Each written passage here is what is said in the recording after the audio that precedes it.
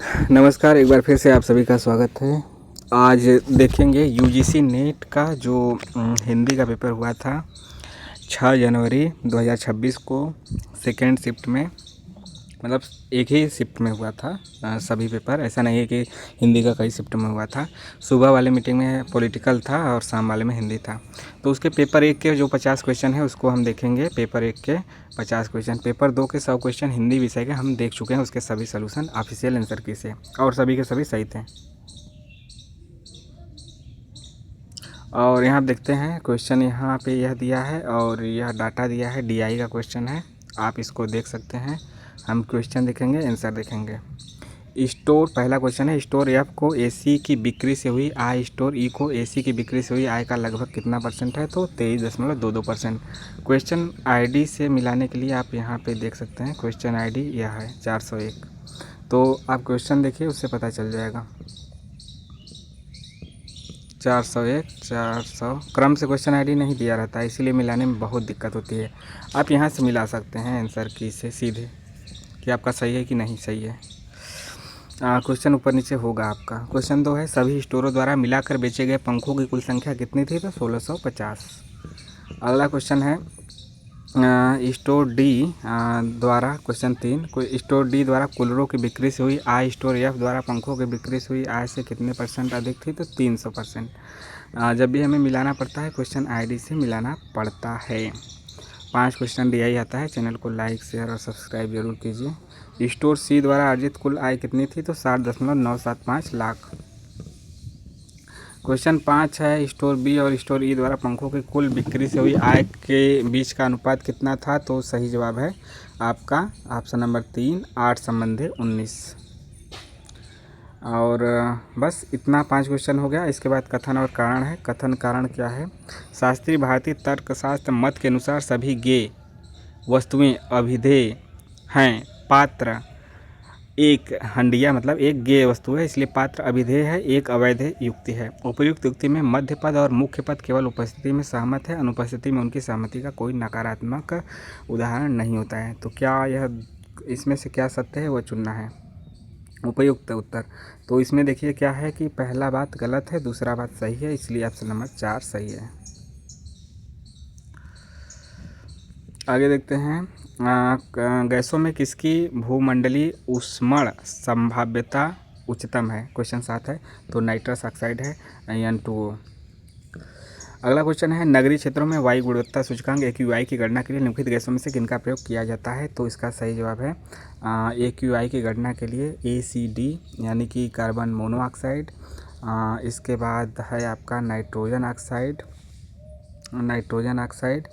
और इसके बाद है मतलब CO, NO2, और आपका डी क्या है? Sulphur dioxide SO2, NO2 CO।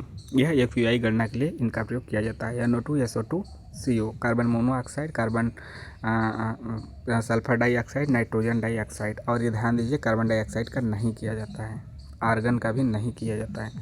अगला क्वेश्चन है, कथन और कारण यहाँ पे भी है। कथन कारण है जो है, सील, भट्टारिका, विजयंका, प्रभुदेवी, रानी नयनिका, रानी प्रभावती, गुप्त और संघमित्रा विदुषी बौद्ध विद्वत महिलाओं के कुछ उदाहरण हैं। कारण दिया है, भगवान बुद्ध ने राजा अशोक और यशोधरा के अनुरोध पर संघों में महिलाओं को अनुमति दी। तो इसमें से सर उत्तर क्या है? पहला बात तो सही है, लेकिन कारण सही नहीं है कि इसी कारण वह विद्युत हैं, क्योंकि समय अलग अलग है। तो ऑप्शन 3 सही है। एक कथन और दिया है, भारत सरकार के डिजिटल इंडिया कार्यक्रम के उद्देश्यों में से एक है प्रत्येक नागरिक को निःशुल्क वाईफाई पहुंचा देना। और कारण है, आईसीटी डिजिटली रूप से सशक्त समाज का एक शक्तिशाली सामर्थ्यकारी है। तो यह बात तो सही है, कारण सही है, लेकिन आपका जो कथन है वह सही नहीं है, इसीलिए ऑप्शन नंबर 4 सही है। देखिए यहाँ पे दे दिया है, यदि आधारियम अंक प्रणाली में LM संख्या L को प्रदर्शित करती है, तो संख्याओं को A से D को दशमलव अंक प्रणाली में परिवर्तित कीजिए और उनके सही अवरोही क्रम में पहचान कीजिए। ठीक है, इसको दशमलव में बदलना है और अवरोही में करना है, यानी कि बढ़ते क्रम में करना है। तो सबसे ये देखिए ऑक्टा है, ये हेक्सा है, ये आपका बाइनरी है, ये आपका इस पे 4 पावर लगा है, तो इसको दशमलव में बदलना है और इसको आरोही क्रम में लिखना है। तो सबसे पहले A आएगा, फिर C और उसके बाद डी और लास्ट में बी। ठीक। अगला क्वेश्चन है 12वां, निम्नलिखित पदों को बढ़ते गुणार्थ के क्रम में व्यवस्थित कीजिए। और यहाँ पे देखिए वास्तुशिल्पी संरचना, बुर्ज खलीफा इमारत है, स्काई क्रैपर गगनचुंबी इमारत इसे कहा जाता है। तो इसका सही आंसर है ACDB। ए एक पे आएगा, सी दूसरे पे आएगा, डी तीसरे पे आएगा और बी चौथे पे आएगा। यानी आप यहाँ पे मिला सकते हैं कि वास्तुशिल्पी संरचना, उसके बाद आपका इमारत आएगा, फिर आपका स्काई क्रैपर और लास्ट में बुर्ज खलीफा। अगला है क्वेश्चन 13, इंटरनेट में आतिथेय होस्ट को उसके IP पते से पहचाना जाता है। IPv4 में प्रत्येक IP पते में आतिथेय की पहचान करने के लिए के लिए P बिट होते हैं। IPv6 नामक एक नए रूपांतरण में उसके IP पते में Q बिट होते हैं। तो इसका सही जवाब है 32,128। अगला है श्रृंखला का लुप्त पद आपको ज्ञात करना है। 6591 2187 729। तो अगला पद आपका क्या होगा 243। क्वेश्चन नंबर 15 है आपका 15 है कि निम्नलिखित शैक्षिक टेलीविज़न आधारित घटनाओं कार्यक्रमों के प्रयोगों को उनके आरंभ होने के काल क्रमानुसार व्यवस्थित कीजिए। तो क्या होगा, ऑप्शन नंबर 4 होगा। सबसे पहले C आएगा, फिर A आएगा, फिर D आएगा और लास्ट में B आएगा। तो उपग्रह अनुदेशात्मक टेलीविज़न प्रयोग, उसके बाद आपका UGC के देशव्यापी कक्षा के नाम से जाने वाले शैक्षिक कार्यक्रमों का प्रसारण प्रारंभ हुआ। फिर इंदिरा गांधी राष्ट्रीय मुक्त विश्वविद्यालय की स्थापना 1985 में, आप जानते ही हैं। और लास्ट में इग्नू द्वारा तैयार किए गए पाठचर्या आधारित वीडियो कार्यक्रमों का दूरदर्शन पर प्रसारण प्रारंभ हुआ। क्वेश्चन 16 है arrange the following in chronological order of, मतलब हिंदी में है, इंग्लिश में भी दिया रहता है, तो एक आके इंग्लिश में आ जाता है। अरेंज मतलब इंग्लिश में क्या, मतलब आप देख सकते हैं, जो आप इंग्लिश में इसको यदि देखे होंगे उसी तरह सेव हो गया होगा। Arrange the following in a chronological order of a conventional lesson plan to be offered. क्या ऑप्शन इसका सही है? BEACD, यहाँ पे आप देख सकते हैं। ठीक है, मतलब इसको देख सकते हैं, पढ़ लीजिए। बी क्या है, फार्मुलेसिंग ऑफ लर्निंग आउटकम, उसके बाद का है कंटेंट सिलेक्शन है, फिर कंटेंट डिलीवरी है, उसके बाद सी है असेसमेंट और डी आपका इवोल्यूशन। इवोल्यूशन लास्ट में आएगा और इवोल्यूशन लास्ट में है, डी सब एक ही ऑप्शन में। मूल्यांकन तो सबसे बाद में होता है ना, और लास्ट में केवल एक ही ऑप्शन है डी। तो इस इल्यूमिनेशन मेथड से भी आप कर सकते थे। अगला है वायु प्रदूषण, मतलब मिलाना है सर किसका कब है, तो यहाँ पे हम मिला सकते हैं। वायु प्रदूषण का निवारण अधिनियम कब है? 1980। इसके बाद राष्ट्रीय हरित न्यायाधिकरण अधिनियम है 1972 का, और वन्य जीव संरक्षण अधिनियम है आपका 2010। उसके बाद है वन संरक्षण अधिनियम 1981। सही कथनों की पहचान कीजिए। सही कथन का पहचान यहाँ पे करना है आपका 5:4 का अनुपात, मतलब कथन दे दिया, फिर उसके बाद सही उत्तर को यहाँ पहचाने, तो ए और सी यहाँ पे सही हो जाएगा। अगला क्वेश्चन है, एक छात्र अपने घर से अपने कॉलेज 25 किमी प्रति घंटा की गति से गया और वापस अपने घर 4 किमी प्रति घंटा से लौटा। छात्र द्वारा दोनों ओर की यात्रा में कुल मिलाकर 5 घंटे 48 मिनट का समय लगा। उसके घर से उसके कॉलेज की दूरी कितनी है, यह यहाँ पे आपको पूछा है। ठीक है, यानी कि इतना किमी की स्पीड से गया, इतना स्पीड से आया, और उसके घर से कॉलेज की दूरी यहाँ पे बताना है। तो इसका सही आंसर क्या होगा? ऑप्शन 1 20 किमी प्रति घंटा। अगला है वैदिक शिक्षा के संबंध में सही कथन चुनें, तो यहाँ पे सही कथन बी और सी हो जाएगा। छात्रों से कोई शुल्क नहीं लिया जाता था और गुरुकुल दयनीय स्थिति में थे क्योंकि राजा से कोई निर्धारित निधि नहीं मिलती थी। अगला क्वेश्चन है आपका है शोध के संदर्भ में साहित्यिक चौर्य का निम्न में से किन किन के द्वारा परिहार किया जा सकता है, तो ऑप्शन ए, सी और ई यहाँ पे सही है, A, C, E। अगला क्वेश्चन है कि शोध अध्ययन को शोध विधि से मिलाना है, यानी कि यहाँ पे देख सकते हैं ए का तीसरा हो जाएगा, बी का पहला, सी का चौथा और डी का दूसरा। अगला क्वेश्चन है सही कथनों का चयन कीजिए। ए और डी सही है, ए और डी यहाँ पे सही है।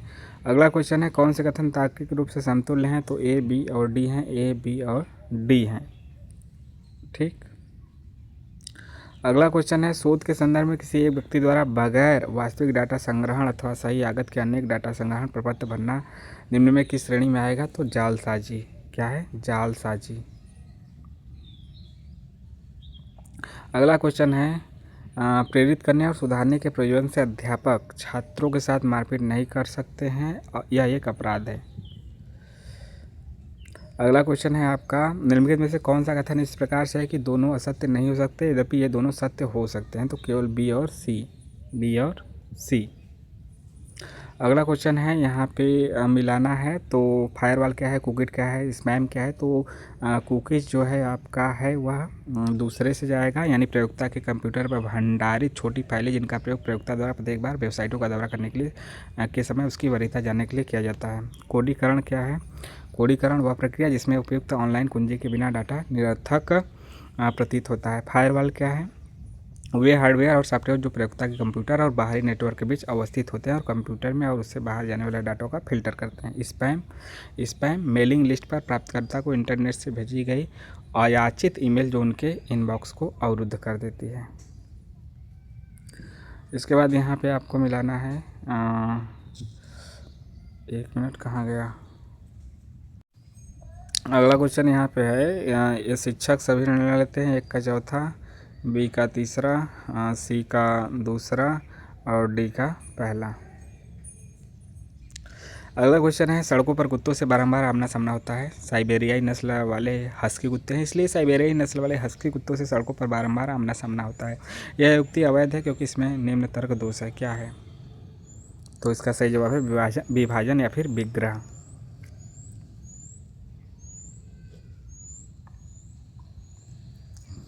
31 है, मानिए कि आपने निम्न अनुसार दर्शाए गए ईमेल क्षेत्रों के साथ एक ईमेल संदेश भेजा है। ठीक है, सही कथन कौन सा है? तो ए बी डी ई सही है। ए बी डी ई सही है, यानी सी को छोड़ के सब सही है।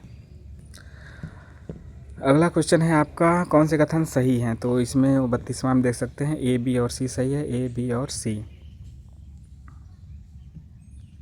और 33 क्या है? कथन और कारण का जो सवाल पूछा है, इसमें कथन आपका सही है, कारण गलत है, तो ऑप्शन नंबर 3।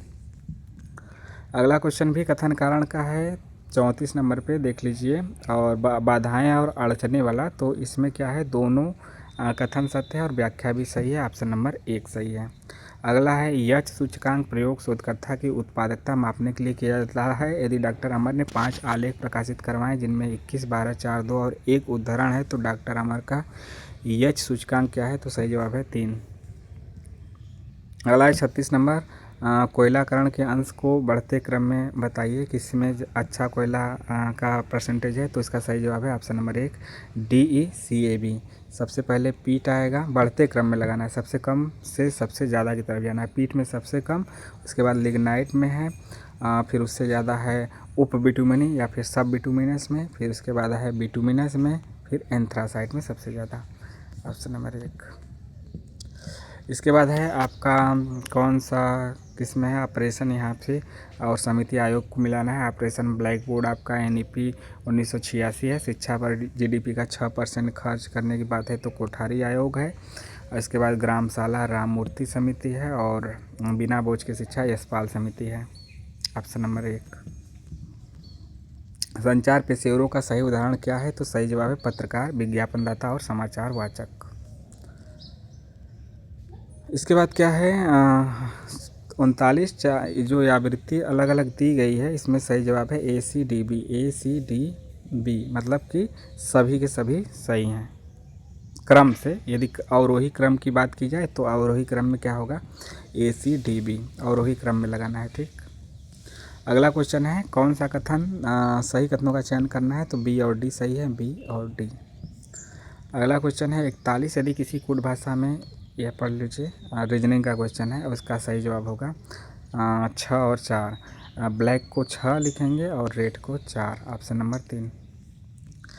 और यहाँ पे एक आदमी 756 में एक शर्ट और एक पैंट खरीदता है। यदि पैंट का मूल्य शर्ट के मूल्य की तुलना में 16% अधिक है तो शर्ट के मूल्य का पता लगाइए। तो इसका जो सही जवाब है 350 है। करेंगे इसको कैसे? मान लीजिए कि एक पैंट का मूल्य क्या दिया है, एक शर्ट और एक पैंट खरीदा है, पैंट का मूल्य शर्ट के मूल्य से इतना ज़्यादा है। शर्ट का मूल्य यदि 100 है, 100 मानिए, शर्ट जिससे तुलना करना है, पैंट का मूल्य 116 है। और तो एक आदमी इतने में एक शर्ट और एक पैंट खरीदता है, तो शर्ट के मूल्य का पता लगाना है। ठीक, तो दोनों को मिला के आ रहा है 756। ठीक, देश हमारा कहाँ जा रहा, तो यहाँ पे आप इसको कर सकते हैं, है कि नहीं। तो इसका आंसर मतलब देख सकते हैं। तो यदि 100 116 जोड़ेंगे, 100 और 116 जोड़ेंगे तो 216 होगा। 216 बराबर 256 है। ठीक है, मान लीजिए ऑप्शन से करते हैं, ऑप्शन से। क्या ये ऑप्शन सही है? किसका पूछा है? शर्ट का मूल्य 350 है, तो इससे 16% ज़्यादा है, इसका 16% निकालिए तो पैंट का दाम आ जाएगा 16%। इसका क्या होगा? एक शून्य से एक शून्य कटेगा, 16 पचे 80, 8 से 8, 16 यहाँ 48, 48 2 50, 6 56 हो जाएगा। और यहाँ पे शून्य शून्य कट जाएगा। 56 रुपया ज़्यादा है। 350 में 56 जोड़ेंगे तो 50 जोड़ दीजिए 400 हो जाएगा, 6 जोड़ दीजिए 406। ठीक, दोनों को जोड़िए 400 और 406 और 350, तो 756 आ जा रहा है, सेटिस्फाइड हो रहा है। तो ऐसे क्वेश्चन हम ऑप्शन से कर सकते हैं। ठीक है, इसके बाद है क्वेश्चन 43, प्राथमिक शिक्षा को सहायता हेतु राष्ट्रीय पोषण कार्यक्रम NPNSPE, जिसे मिड डे मील योजना भी कहा जाता है, तो यह क्या है? PM पोषण शक्ति निर्माण। इसका नाम बदलकर PM पोषण शक्ति निर्माण कर दिया गया है। और अगला 44 नंबर का क्वेश्चन है। इसका अपशिष्ट निपटान विधि में अस्पताल के अपशिष्ट को उपयुक्त तरीके से निर्मित भट्ठी में वायु की उपस्थिति में उच्च तापमान पर जलाया जाता है, भस्मीकरण यानी कि इंसिनरेशन के द्वारा। ऑप्शन 2।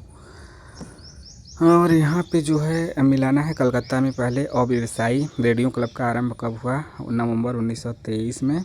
ऑप्शन 2 सही है। ISBS को AIR में बदला गया, कब बदला गया? जून 1936 में। मद्रास में FM प्रसारण का आरंभ कब हुआ? आपका हुआ 1977 में। कठिन क्वेश्चन है। विविध भारती का प्रारंभ कब हुआ? यह तो आपको याद होगा, 2 अक्टूबर 1957 को। क्या एक ऑप्शन से मिलाया जा सकता था?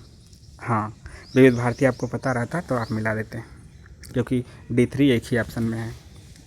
कठिन क्वेश्चन है लेकिन ऑप्शन आसान था। इसके बाद पैराग्राफ के क्वेश्चन है। देखिए पैराग्राफ है, हम आंसर केवल बताते हैं। लेखक समाज में समानता लाने के लिए किस कार्य को करने की कामना नहीं करता है? तो ऑप्शन 4। ठीक है, देखिए यह आपके सामने क्वेश्चन था, आसानी से कर सकते थे। यह ऑफिशियल की से बिल्कुल दिया गया है। लेखक एक जेंडर संबंधी समस्याओं पर प्रकाश डालते हुए इंगित करता है। ऑप्शन नंबर 4 यहाँ पे सही है, जो आपका ब्रैकेट में दिया गया है, आयताकार। उपर्युक्त गद्यांश में विषय निष्ठ अभिव्यक्ति किसको संदर्भित करती है? तो ऑप्शन नंबर 1 यहाँ पे सही है। 49 का देख सकते हैं। यह कहकर यौनिक सीमांकन द्वारा गतिविधि के विभिन्न क्षेत्रों को चित्रित नहीं किया जाना चाहिए, लेखक किससे बचना चाहता है? तो ऑप्शन नंबर 1 यानी जेंडर भूमिकाओं को निर्धारित करना। और आखिरी क्वेश्चन है, कौन सा सुझाव लेखक द्वारा नहीं दिया गया है? तो ऑप्शन नंबर 3, दोनों लिंग के अपने पारंपरिक और शारीरिक गुण होने चाहिए, यह नहीं दिया गया है, ऑप्शन 3। तो यह 50 क्वेश्चन रहे। इसके बाद तो हिंदी का था, हिंदी का हमने करवा दिया है। कैसा लगा कमेंट करके बताइए। जो भी आपके सवाल सुझाव हैं, टेलीग्राम से भी जुड़ सकते हैं। चैनल को लाइक शेयर सब्सक्राइब कीजिए। मिलते हैं नेक्स्ट वीडियो में। जय हिंद। और हाँ, हिंदी वाले विद्यार्थी हमें बताएं कि आपका पेपर 1 में 50 क्वेश्चनों में कितना क्वेश्चन सही हो रहा है। जिसका 30 है उसका अच्छा माना जाएगा, 25 है उसका थोड़ा सा कम अच्छा, 20 जनरली 20 तो सही होना चाहिए, लेकिन हम जानते हैं कि 15 क्वेश्चन बहुत लोगों का सही होता है, क्योंकि हिंदी अपना सब्जेक्ट पढ़ने के चक्कर में या फिर जिसका जो विषय है उसके चक्कर में पेपर 1 पे कम ध्यान दे पाते हैं। तो 15 से कम है तो बेहद चिंताजनक है, 15 है तो ठीक ठाक है, 20 है तो उससे अच्छा है, 25 है तो यानी कि संतोषजनक है, 30 है तो बिल्कुल बेस्ट है। तो मिलते हैं, 30 से ऊपर है तो फिर सुपरलेटिव है, आपसे कोई तोड़ ही नहीं है। 35-40 भी आप कुछ लोगों का तुक्का अच्छा सही हो जाता है तो 35-40 भी पहुँच जाते हैं। यानी 30 या 30 से ऊपर है तो बिल्कुल संतुष्ट रहिए। चैनल को लाइक शेयर सब्सक्राइब कीजिए। टेलीग्राम से भी जुड़ सकते हैं। ठीक है, नमस्कार।